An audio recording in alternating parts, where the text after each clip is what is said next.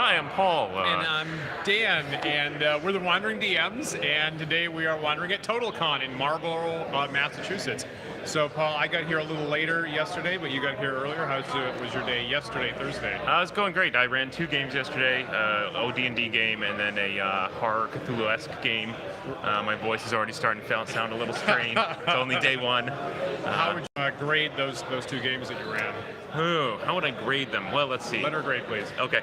I would give the OD&D game a B+. Okay. Yeah.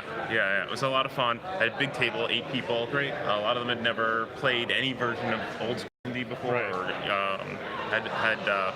they wandered around a lot. Had this sort of big dungeon where they would never see the whole thing, and a goal of finding a way out, of which there were 3, and they kind of blundered about and almost found one and then backed away, and I thought, oh no, we're never going to get to an ending here. And at the very last moment, they completely turned it around. They had it was a wonderful encounter with a Lich. I had about 15 minutes of game time left, and I thought, oh, I guess we're going to do this Lich fight. I hope we can squeeze it in. And one of them decided to sacrifice himself to the Lich and become the Lich's student so that the others could sneak away. Totally turned into a roleplay moment. It was hilarious. It all started with they're outside the door of the rooms of the Lich, and someone says, oh, I knock on the door. My players have never. I haven't seen anyone intentionally knock on the door to alert the person inside in forever. So funny. I would not be prepared for that. I have to give them credit that so they knocked on the door, which threw me, and so I said, well, there's this evil Lich in here. So he says, oh, who is it? Who is it? Who's at my door? And then one of the other players immediately says, I cast Read Minds. And I'm like, wow, okay.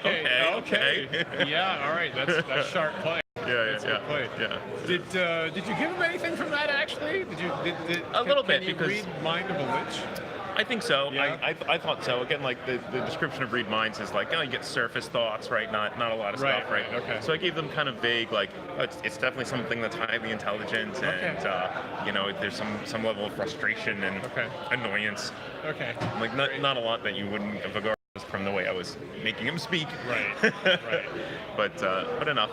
Right. So I'm working on a theory that no matter what you want to play, every D&D game turns into a horror game at the end. So this is I'm gonna use Paul's game of the Lich getting a new prospect as a data point for that, and then then the other one was actually a Cthulhu game. Yeah, an actual horror game. And maybe your horror games turn into D&D. No, that was definitely right. that was a good group. We had a lot of fun. That's one of my very prop-heavy games, so I've got crates of props that I hand out. It was the first time I ran it, which is unusual. If I'm going to run a game at a convention, especially a game like that, I usually practice it once. So this was a little rough on my end, so I definitely want to review before Right. All right. Okay. I hear you. And so on my end, I was in a short 2-hour 5th edition D&D Adventurers League game, and it was kind of rough. The DM was trying to do his best, and I think, as you predicted, Paul, 100% yesterday, the problem with those kinds of games is the DM is given an adventure minutes before the session. They're not really aware of it, and about half of the session is the DM flipping through the packet of papers trying to figure out what's in the next room. Yeah, it's tough. That kind of organized play, I think, really encourages that behavior. Yeah. I'm sure there's some DMs who buck that and who really dig in and care. But I don't know. Even my own Cthulhu game last night, it's the first time I've run one that I didn't personally write. Right. And even that one, I felt a little disconnected from it because it wasn't my material. Right.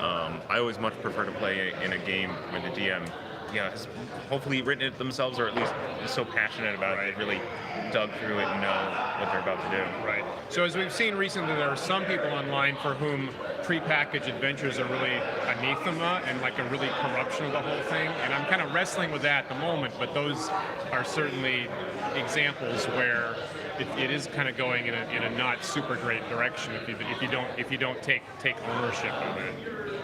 Yeah. So what do you have coming up today? I have a playtest for new Ogre scenarios with the Ogre board game by Steve Jackson, and we didn't realize it, but apparently we're in a game where we're playing Keep on the Borderlands later today. So I'm wondering whether we're supposed to play act. So here comes the standard character information issues. I'm wondering if we're supposed to play act not having complete photographic recall of people of the Borderlands or not. We should definitely ask the GM Okay. that right up front. Okay. Say, like, look, obviously we've read Right. People on the Borderlands. Right. How Right. much should we pretend And, we and haven't? statistically analyze it. Yeah. Yeah, and we know where all the traps are. Yeah. That'll be interesting. Yeah. Good point. I don't know. Maybe we play dumb as brick fighters. Something. We can do that. We can. We have. We're not bad at that. Awesome. Yeah, awesome. So we should probably get ready for that. Yeah, and, absolutely. We will try to check in and debrief afterwards as how a couple of those games went later